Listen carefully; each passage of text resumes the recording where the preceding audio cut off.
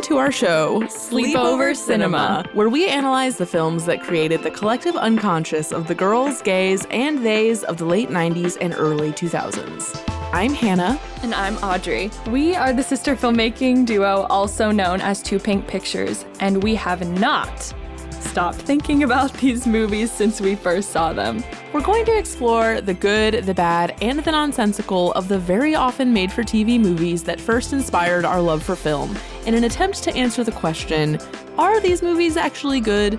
And at the end of the day, is that really why we love them? So, we are starting off strong today with a classic 2004's Confessions of a Teenage Drama Queen. So let's get into it. Goodbye, New York. Goodbye, Broadway. Goodbye, any chance of becoming a famous actress. Please, don't be such a drama queen. Lola may be the new girl in a small town. Ow! Oh. But she's not giving up on her one big dream.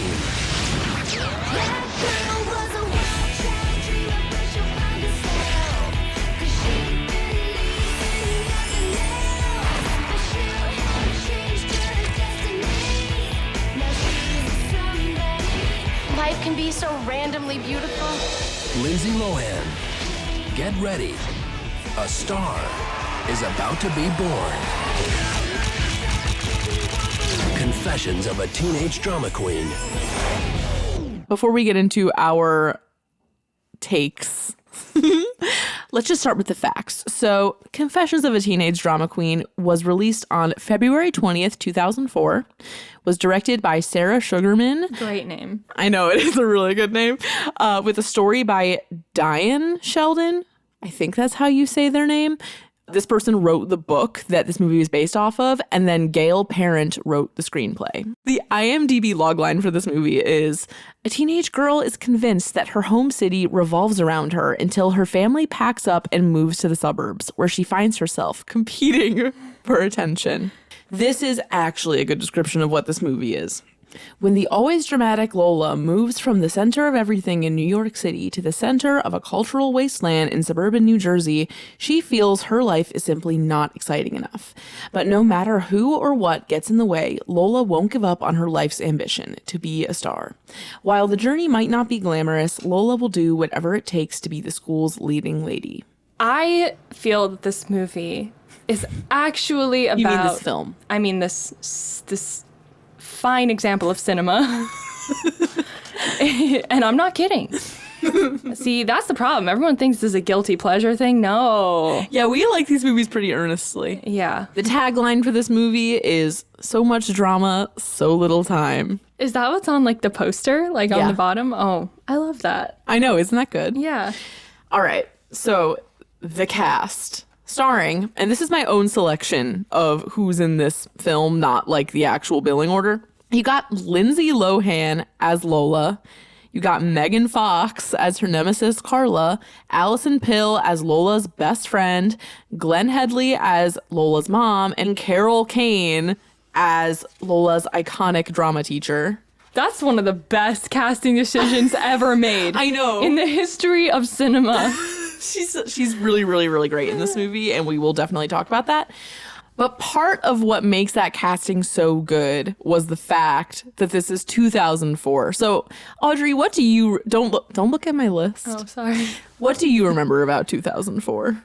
Like, from my life? Yeah. Like, how old were you in 2004? 7.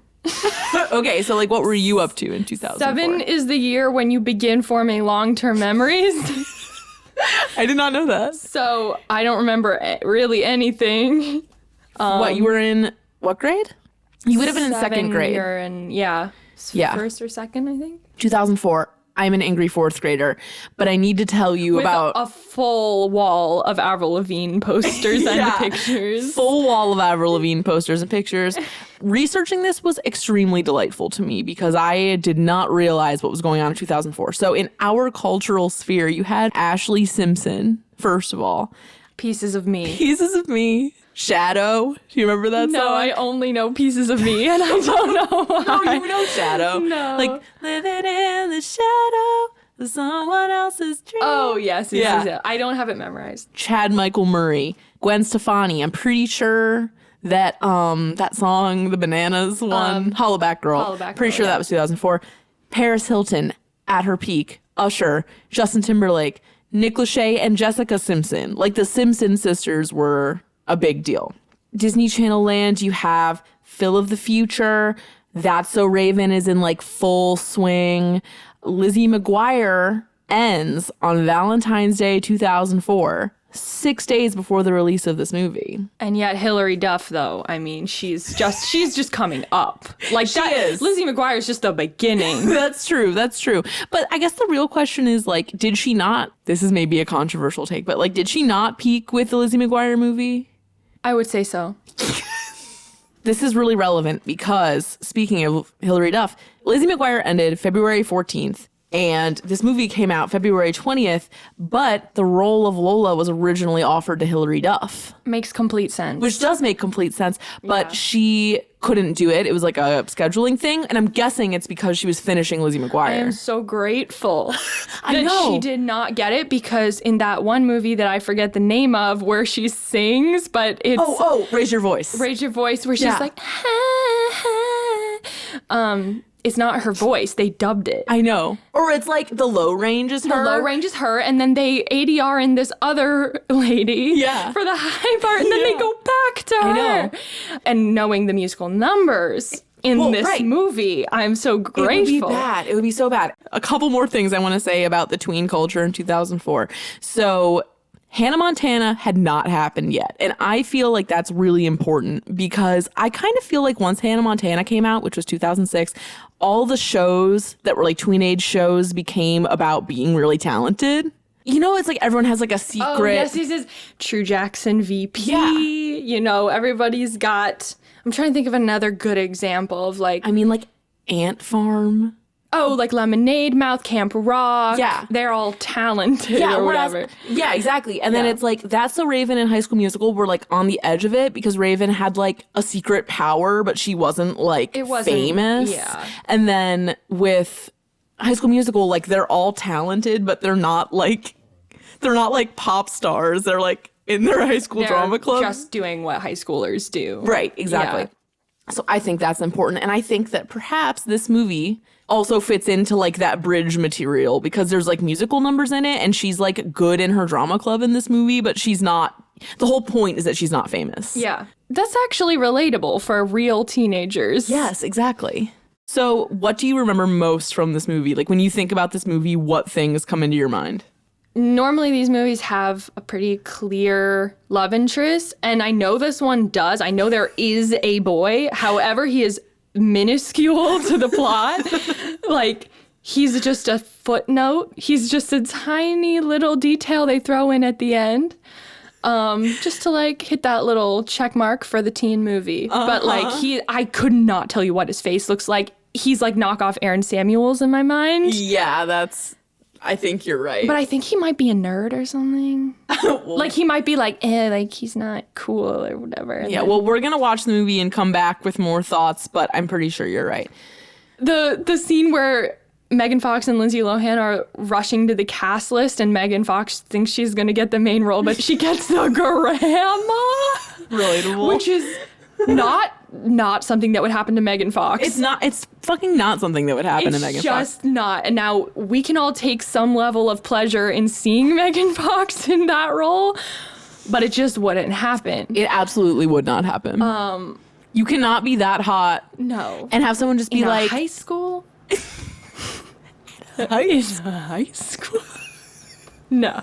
That's not gonna happen. Okay, last point Yes. on my thing. What I remember about this movie is that, like, when they actually perform the show in the movie, I just had no idea what the reference text was. Yeah.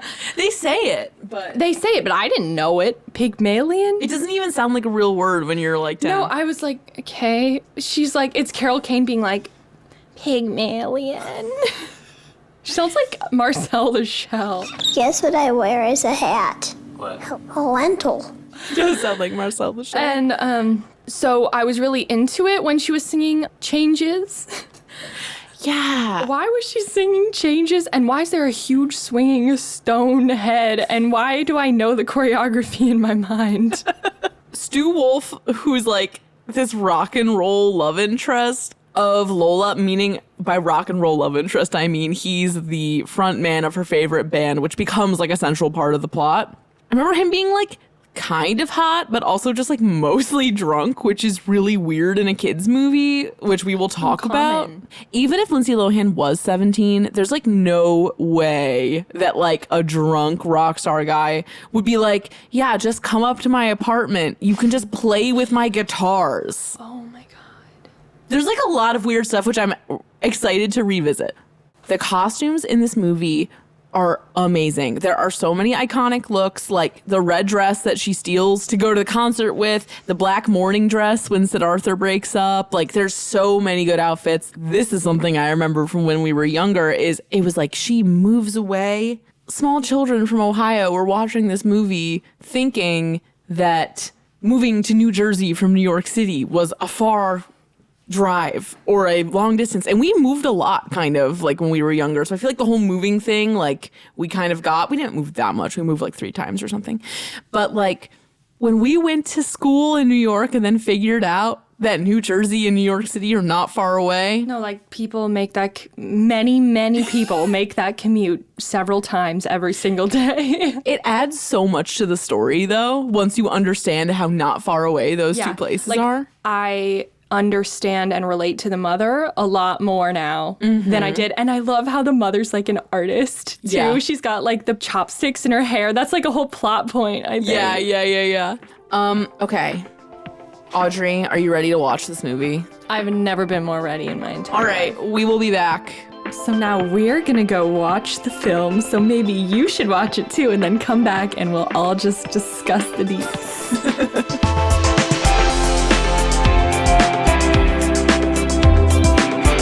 All right, we're back. We just rewatched Confessions of a Teenage Drama Queen, and when I tell you that our fingers were flying on our note-taking the whole time, that is the truth. It's no joke. There's no joke. Okay, Audrey, what notes did you have? To be frank, I have a lot of notes. So do I.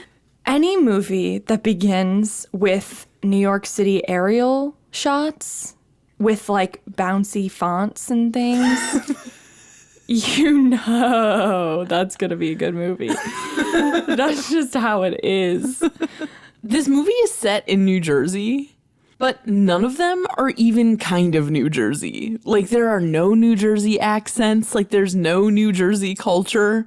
It could be in Ohio. It could be in Texas. It could not Texas, but it could be like any. Not Texas. It could be Pennsylvania. It could be like the town that Mean Girls is in. Like, it could be there. I also want to say that Lindsay Lohan's outfits in the first chunk of this movie are very Avril Lavigne reminiscent. They're really like evoking that vibe, which totally makes sense in the timeline, which pleases me, obviously. The background music that they use as a theme for Carla Santini and her You think we could recreate two it? friends. Yes. You and sing it. I'm going to do the let clap. me just say, too, that her one friend is Casey from Life with Derek.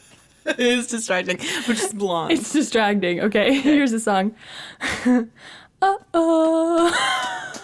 Uh-oh. Uh-oh. Uh-oh. Wow.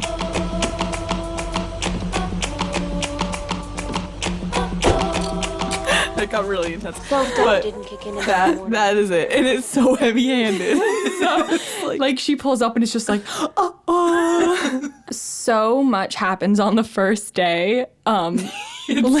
Lola's first day of school happens so quickly, and she meets everyone in the movie on the first day, and it's all within the first 15 minutes of the movie. Okay, so Stu Wolf is the front man of the band that Lola and her friend Ella like love together. It's like what they bond over. So as we said earlier with the hot girl never getting cast as the old lady, that's still true. But I do want to say that I can relate to being demoralizingly casted as the old lady, because that happened to me a million times in high school. And honestly, like, that is so embarrassing that when other bad things continue to happen to Carla Santini, I'm like, why can't she catch a break? As we've established, Sam is the most irrelevant character. However, he just so happens to be there whenever good things happen. He just like walks to Lola. She gets the lead role. He's there. It's like 6 a.m. and nobody's at school, and he's like, congrats. Yeah, he just like emerges from a corner. No. It does not make any sense at all. The line during the Dance Revolution scene, she's like, wow, your mom must be some Potter. Yeah, why did she say it like that? I don't know. I hate that line delivery. I thought about that too. Well, when I was listening to that scene, I was like, I feel like when I was little, I like wasn't actually listening to what the words were. No, I wasn't listening to what they were saying. I was so distracted by the flashing lights. Yeah. So when I was actually listening, I was like, oh, this was like a lot that she's making up here. So like Lola's talking about how she got invited to this party, like that her favorite band is throwing, and just none of it makes any sense at all. Lola is a pathological liar. I was really sad when Ella got into the concert and then didn't get to go. Yeah. Kind of sucks we didn't get that sequence. That would have been cool, and it also like wouldn't have affected the plot. I feel like it actually would have made it better if she got to see it, because then Lola would be like salty. Yeah, and they could still have that awkward dynamic afterwards. Yeah. Why did Sam put the dress under the hood? I have no idea. We can't even begin to explain that one. We can't even begin to explain like anything about that character, because we don't get to know anything about him. And then later on when Ella's like, Sam's never been to a school function, it's like, that's like the one piece of information that we get about him is like, what is he, like a ne'er-do-well mechanic? You know what else this reminds me of? The fact that he's working on his car reminds me of fucking Princess Diaries. Yeah. Because there's also that's like true. car issues in that too. But that one makes sense. He's like this weird watered down mishmash of like so many of those male leads. Like he could have been Chad Michael Murray, but he's not. He could have been the guy in Princess Diaries, but he's not. Who we all can picture perfectly in our minds, but don't know his name. That's so sad. I know. He's like, I'm glad that he's not in other stuff though, because I think that's part of what makes him so good in that movie. Is that he's like not famous. Yeah. There's a lot that happens at this party, at Stu Wolf's after party, that makes no sense, including the fact that he's wasted when they show up. Then they go to the police station and he sobers up. Then they go back to the party and it has inexplicably become a white party. They walk in. And then, I forgot about that already. That was so good. And then Stu Wolf gets wasted again. Yes. Shall we discuss the fact that Stu's probably 35 and Lola's supposed to be 15? Yeah, when they say that they're 15, I'm like, oh, that's a little rough. And this is Disney. It's like barely Disney though, but yeah. It's on Disney Plus. But we didn't even discuss it. We just said it. Well, what else? What is there to discuss? There's just like a bunch of weirdness in this movie with like, realistically, teenagers do thirst after people that are way older than them in like a celebrity sense. They don't meet them. Yeah, they don't meet them and then like weirdly become the reason for their sobriety. And then you mean to tell me that Stu Wolf took NJ Transit or some shit to show up at Carla Santini's party to give her back her Coke bottle necklace? Yeah, and also, how would he even know that they were there? I guess he would have gone to Lola's dad's house. But why wouldn't he, or Lola's dad lives in the city, though. He was supposed to FedEx it back. That's he did what not Lola FedEx it back. said. He rolled up. He rolled up to a high schooler's party. And then was like, insistent that she let him in. Yeah, he was like, I'm coming in, and then he was like, yeah, you're the reason I'm sober, to a 15-year-old. And then was like, wanna dance? Like, no. And then they just throw in Sam. They just fade Sam in. She's like, once I opened my mind to the possibility of Sam, I just loved him. This whole thing, okay, we skipped over a really important part, which is... we're going back. We're going to Ella. Yeah, which is the fact that Allison Pill gives this like heartbreakingly beautiful monologue about her friendship with Lola. Oscar worthy, and I'm not kidding. And I teared up. I teared up too. But the main thing that, okay, like this is classic, but like, didn't it seem kind of gay to you? Yes. Like, she was just too emotional about it. Now, if she's never had a best friend, though, especially if it kind of seems like she hasn't, not one that, like, she really cared about, does that seem kind of... I mean, the fact, I think... Lola kind of doesn't really care. Like, it seems a little not reciprocated. Well, I agree. But at the same time, when Lola's like, once I opened my heart to Sam, I was like, I guess. Like, I that know. seems like some like, gay. oh, that seems gay to me. Oh my gosh, the looks that she gives... Lola and Ella are looking at each other. They're like happy because Stu is putting the necklace on her. But like it's like the most genuine looks in the whole thing. Yeah. Like This movie, it's really about their friendship. it is about their friendship, as most of these types of movies are. Yes. We don't know shit about this guy. We know more about Stu Wolf than we know about this Sam. guy. Which, by the way, the guy who plays Stu Wolf is so good. He's got some Harry Styles energy, and I will not be explaining that further. You just have to look. He was such a cutie also, even though his character's kind of creepy. Every time that Carla and Lola have a face-off, they're talking as if everyone in the room is listening, but no one is paying attention. No one cares. I don't know, like, what effect, if any, these types of, like, female rivalries have on, like, the little girls that watch. But I do feel like it's completely unrealistic and unnecessary. Because, I mean, you definitely had your fair share of, like, mental build-ups of female rivalries that didn't exist, like, in elementary school. Yeah, definitely. And I think that it's the content that we watched that made you... I mean, what else could have? I mean, what else could have put that in like, your head? It's complicated because, like, art imitates life and life imitates art. And, like, I don't think that, like, Mean Girls... It doesn't come from nowhere. But I think that a combination of this and, like, As Told by Ginger and, like, all those shows where, like, having a nemesis was, like, the point. Yeah. Definitely did something. But at the same time, like, most stories have an antagonist. it's just different when, like, the reasons to hate someone are being pretty and having friends. Yes. As we brought up earlier, going back to the bookmark of the fact that Lola is a pathological liar, we shouldn't encourage kids to think that if you pathologically lie but just apologize, that you will still victoriously... that you will star in your musical. Yeah, that you're still gonna, like, win. Yes. No, people won't like you. You won't bounce back from that. People won't like you. Right. Just because you said sorry for lying about everything. Yeah, like, even with your family, if you lie like that, you have to, like, put in work to make people, like, forgive you. So I did some research. I'm reading this from Wikipedia, I think, or IMDb. In the novel which this movie is based on, it ends differently. Stu does not return Lola's necklace. Lola ends up with a reputation as being a liar because the school finds out her father is alive and just on constant business in New York. However, Lola is still friends with Ella and still manages to be the lead in the school show.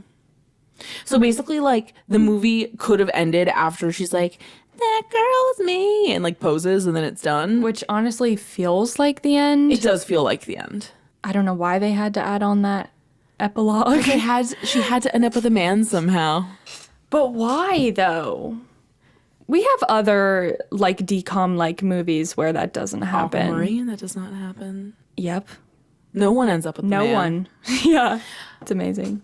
But I do remember watching this movie and being like, you can be kind of psycho and get away with it if you're, like, good at stuff, I guess. Which, do some people? Yeah. Does everyone? No. Definitely not. So, was this movie actually good? Like, okay, if you had, like, 5 stars, what would you give it? It's so hard just because it's like I could rate it based off of so many things. What's this rating based on? How much fun did you have watching it? That's kind of an unfair rating, but still. Like 4.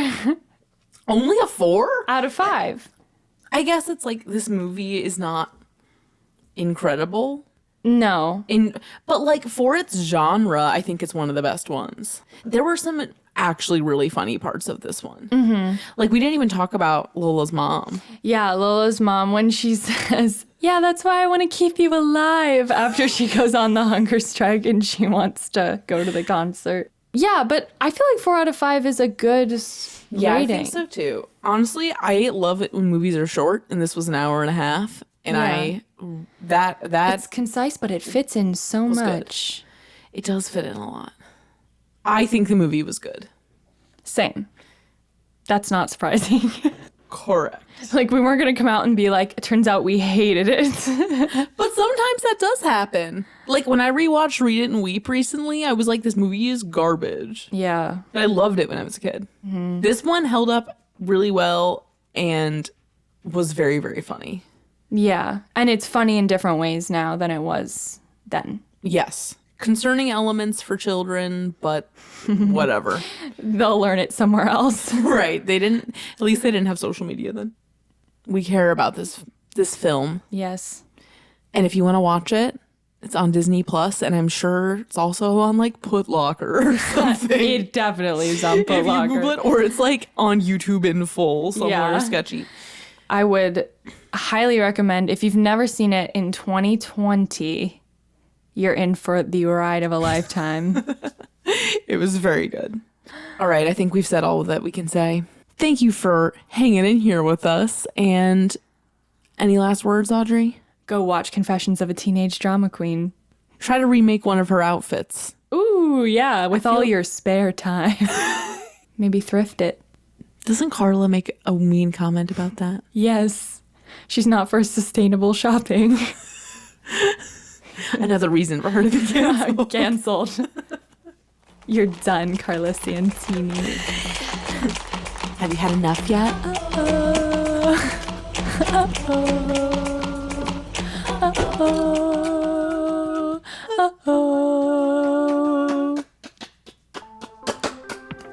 It's beautiful.